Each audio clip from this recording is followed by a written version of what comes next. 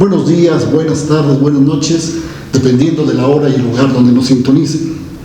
El día de hoy nos encontramos aquí en el Jardín Mágico del Tarot, un punto de encuentro donde convergen el tarot, el misticismo y el esoterismo.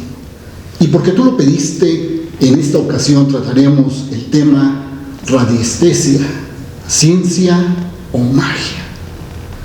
La radiestesia se define como el arte de sentir, el arte de percibir, también como la medición de la energía de todo cuerpo.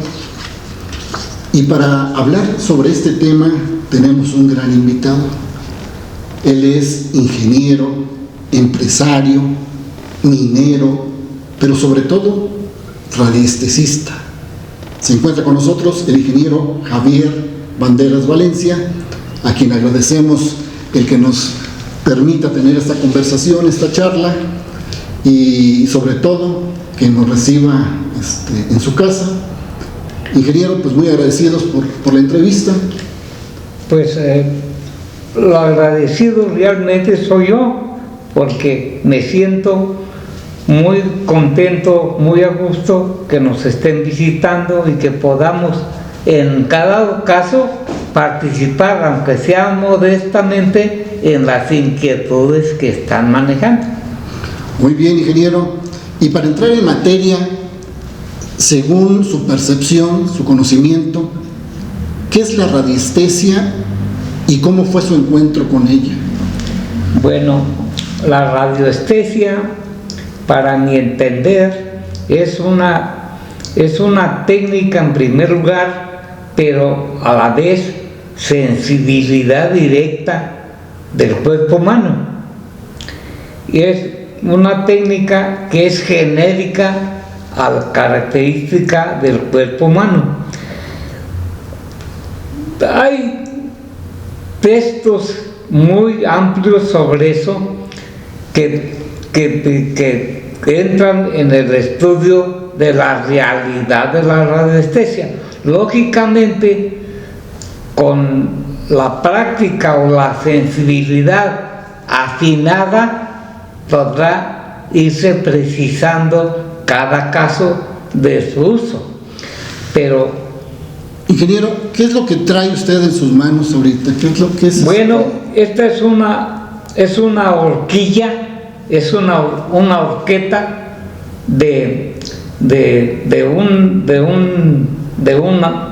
árbol, de una situación con la que se hace la prueba en el caso del agua subterránea localizada o tratando de localizarla interiormente en la tierra, en la parte del suelo, de las partes pues de donde se quiere utilizar o obtener agua. Tiene más o menos más de 1 centímetro la parte recta de la horqueta y las partes más o menos medio centímetro las que se van a agarrar con las manos.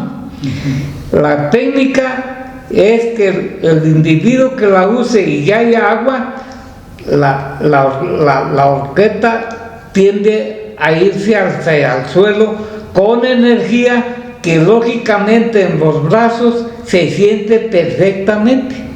¿El agua que detecta está estancada, está corriendo? ¿Cómo es eso? No, la radiestesia en el agua tiene que ser una corriente subterránea.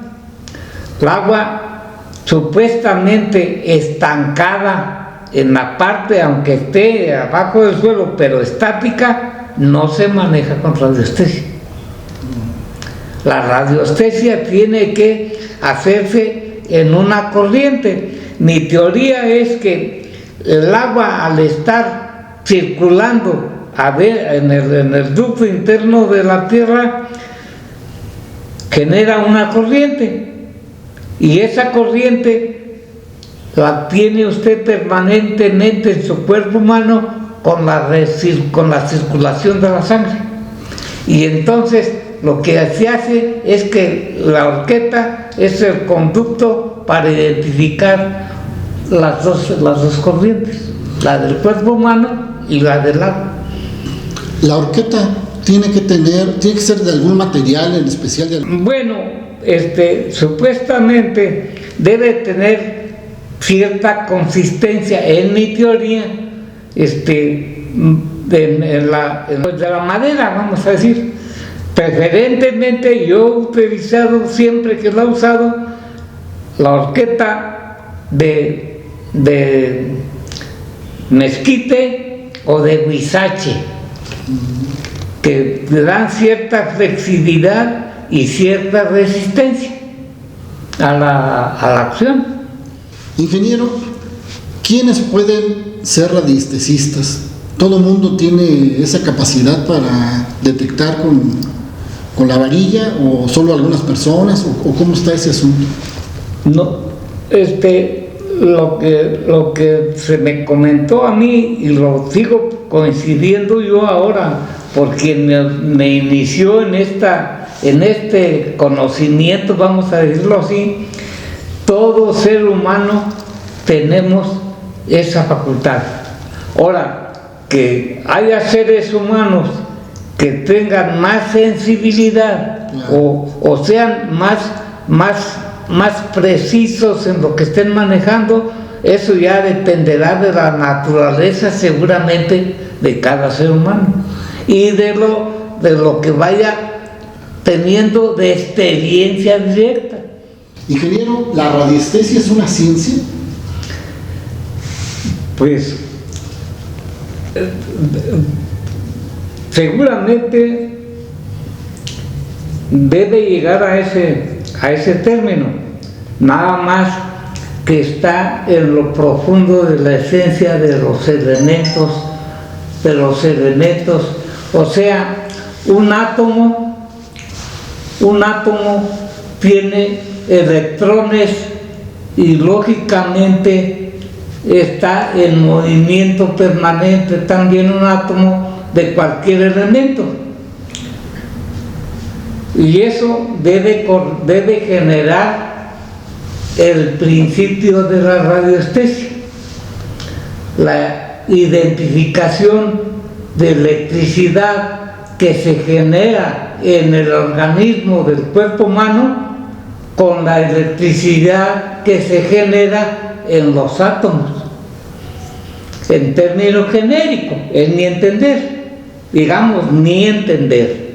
Ahora, en el caso del agua hay doble acción, de una cuestión natural atómica a una cuestión física, mecánica, del movimiento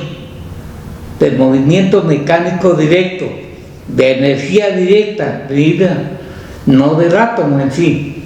El principio de la radiestesia en el agua lo identifica para mí la corriente que se genera eléctricamente del agua al estar friccionando el medio donde se encuentra con la corriente natural del movimiento de la sangre en el cuerpo humano. Ingeniero, ¿recuerda cuál fue la primera vez que obtuvo agua, que encontró agua con la radiestesia? ¿Cómo fue ese momento? ¿Qué sintió? ¿Dónde fue? ¿Dónde estaba? Mira,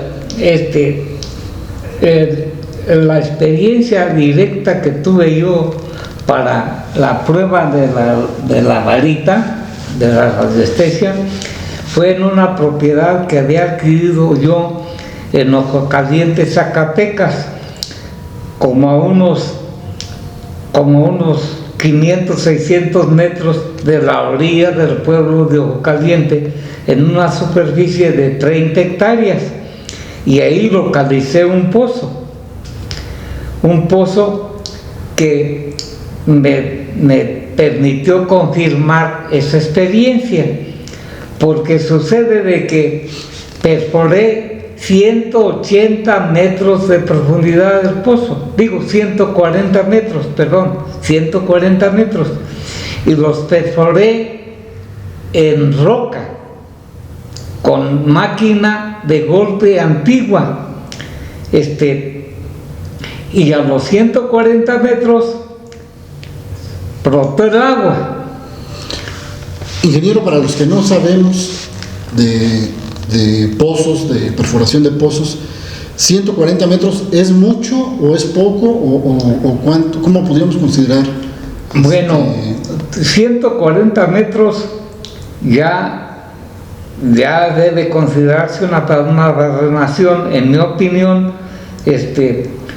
ya de mediana a profunda, de mediana barrenación a profunda ya. De más de 150 metros ya las barrenaciones y el agua ya son más profundas.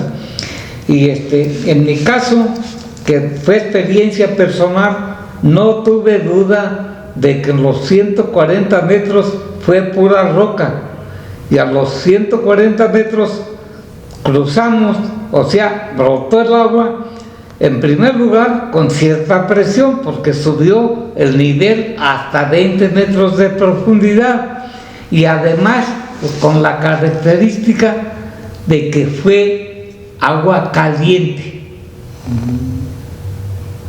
O sea que no puede manejarse ahí duda de que era agua con corriente, Claro. por la presión y por la temperatura. ¿Y qué sintió cuando vio brotar el agua? Bueno,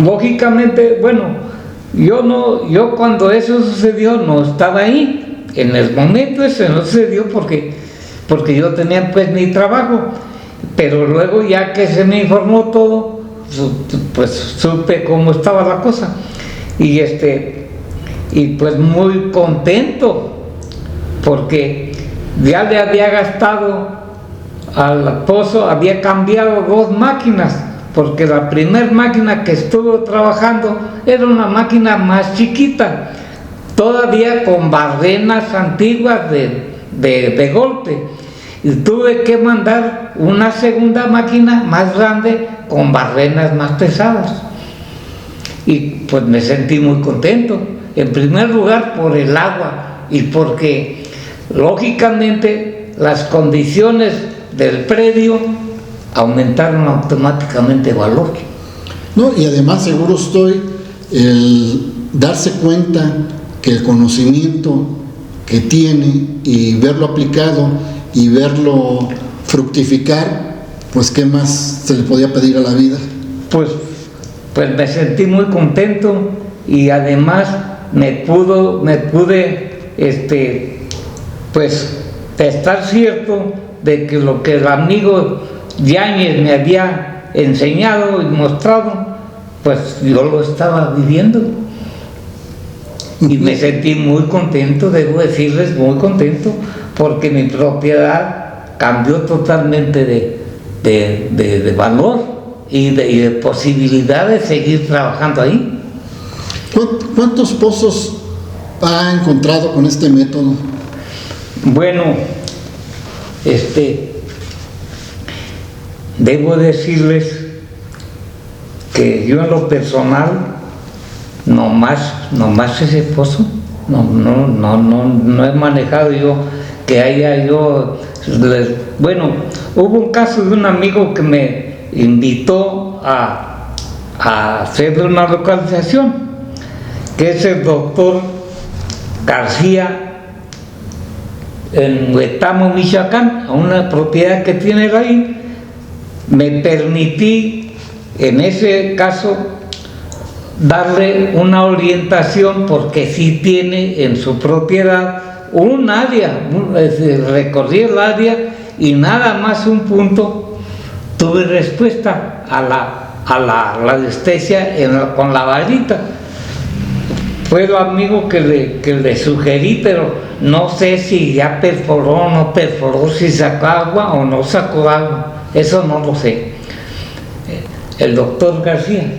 ¿Alguna experiencia de tipo paranormal que vaya relacionado con la búsqueda, con las varitas, con la radiestesia, que usted haya vivido, que le hayan comentado, que nos pueda compartir? Bueno, hay varias cosas que pude corroborar. En una ocasión tuve un compañero de trabajo en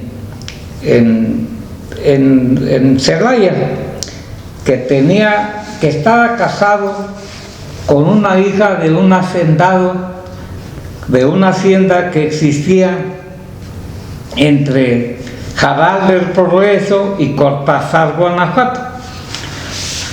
Era una hacienda antigua que estaba casado con una hija del hacendado, y que esa señora estaba cierta de que su padre cada año rentaba los terrenos de la hacienda, que era una hacienda muy grande, y que en una mesa ponían los alteritos de monedas de plata o de oro como pago de la renta de los terrenos que hacían.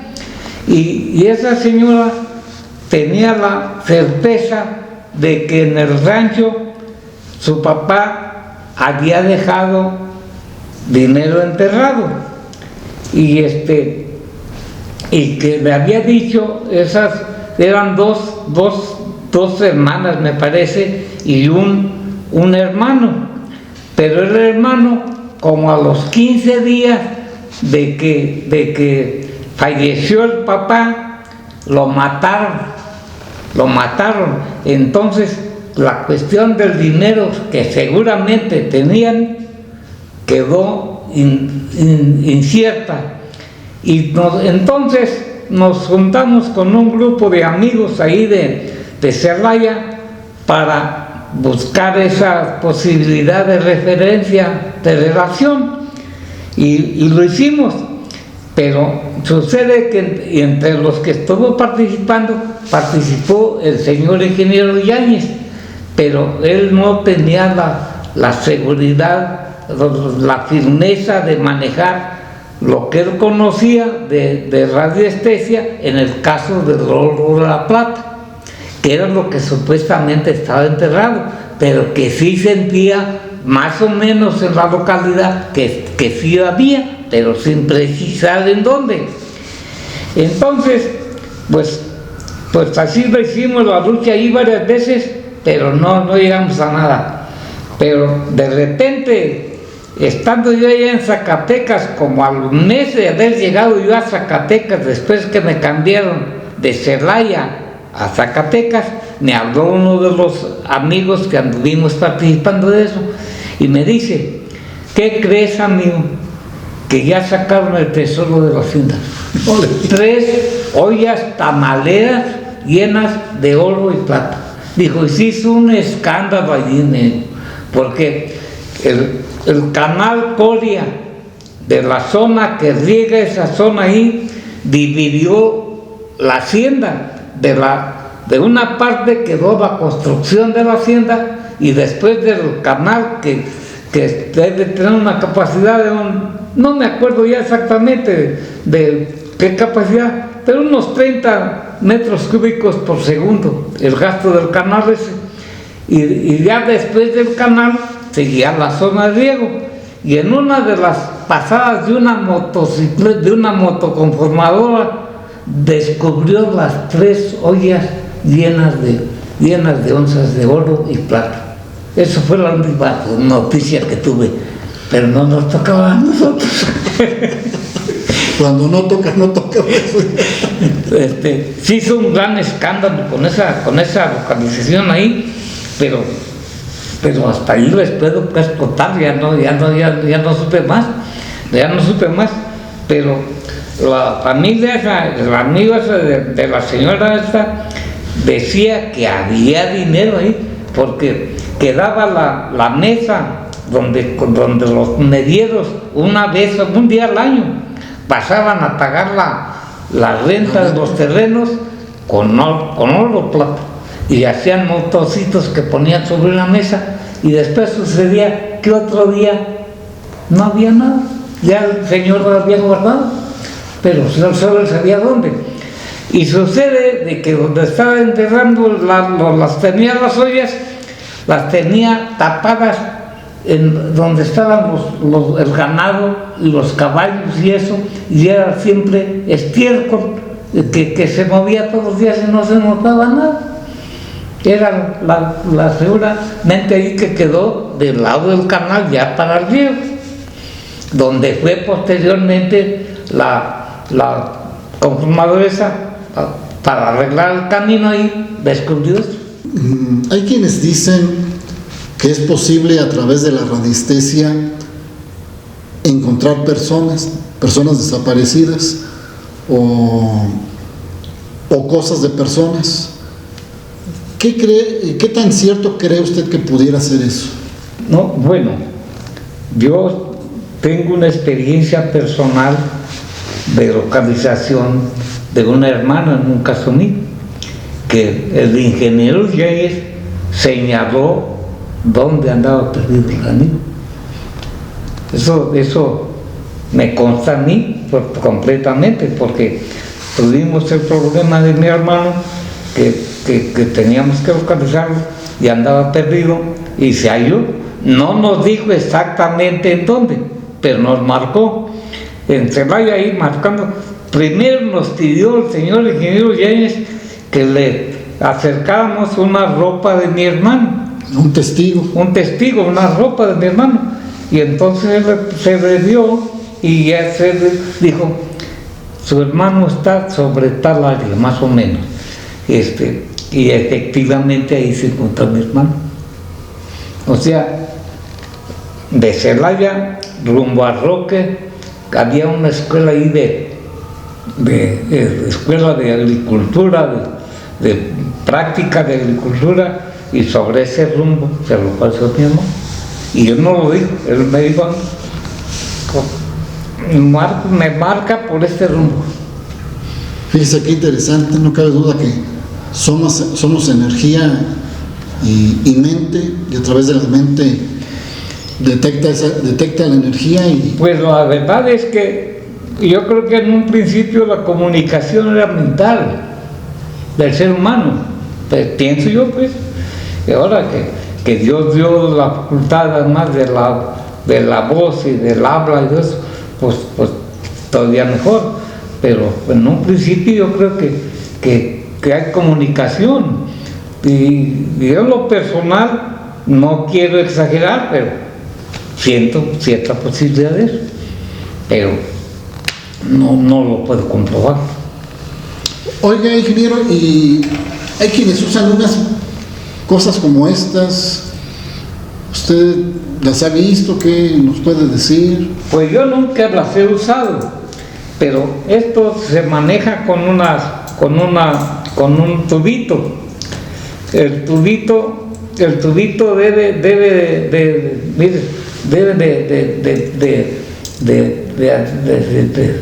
de tener cierta situación, porque miren ustedes, es un tubo, y miren ustedes, este es el movimiento de esas varillitas.